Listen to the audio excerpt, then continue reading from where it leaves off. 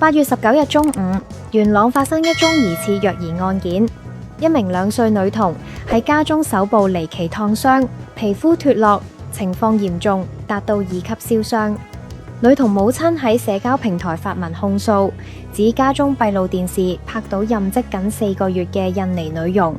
帶女童入洗手間，出嚟時女童手部已經受傷，更發現額頭有瘀痕，懷疑有人刻意傷害。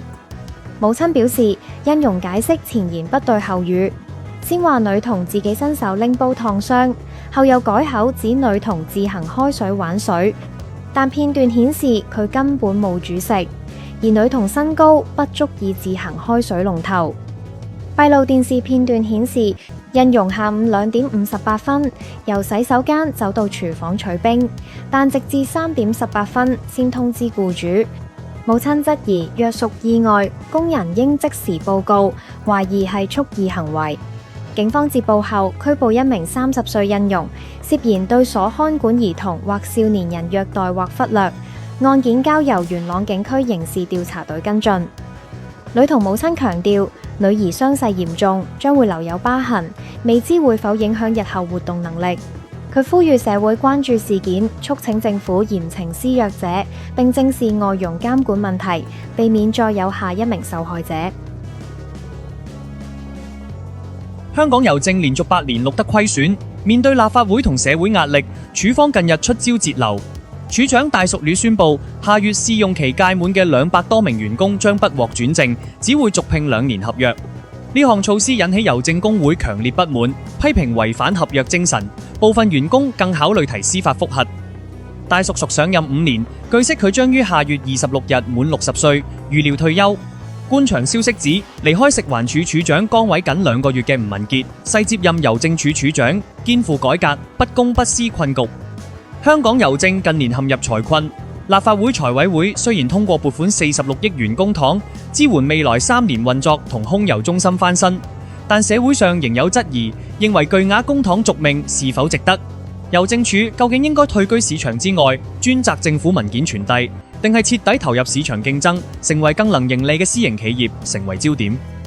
吳文傑在食環署任內曾放寬狗隻進入食肆措施，加快私樓滲水處理程序，並試行外判公眾街市。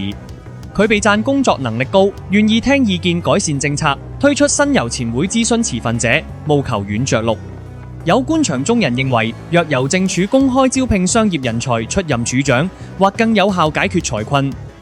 郵政署人力成本高企，上年營運開支逾33億元，其中員工成本佔21億元。5249名職員中，近半屬公務員，每日平均處理167萬件郵件。相比2014-15年度錄得盈利時，郵件量每日達332萬件，員工規模更大，但效率相對較高。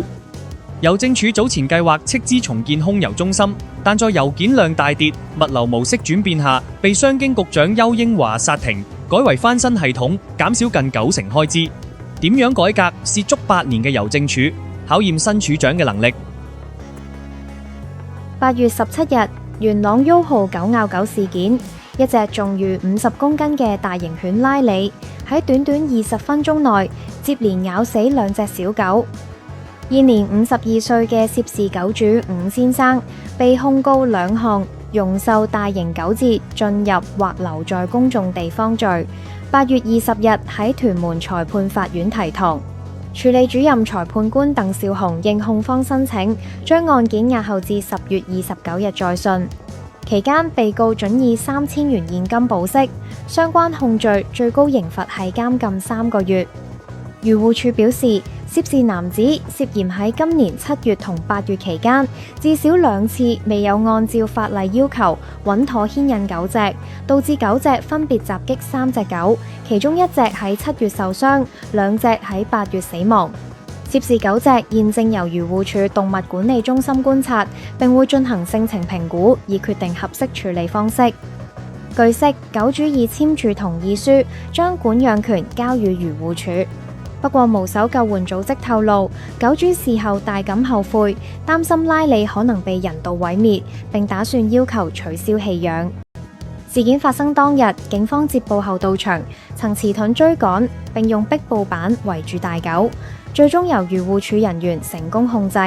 案件列作狗咬，交由漁護署跟進。鄰居對拉利反應不一，有人形容佢好惡，會跳起吠撲起上嚟，亦有人認為佢只係間中吠幾聲，反而狗主另一隻細狗更嘈，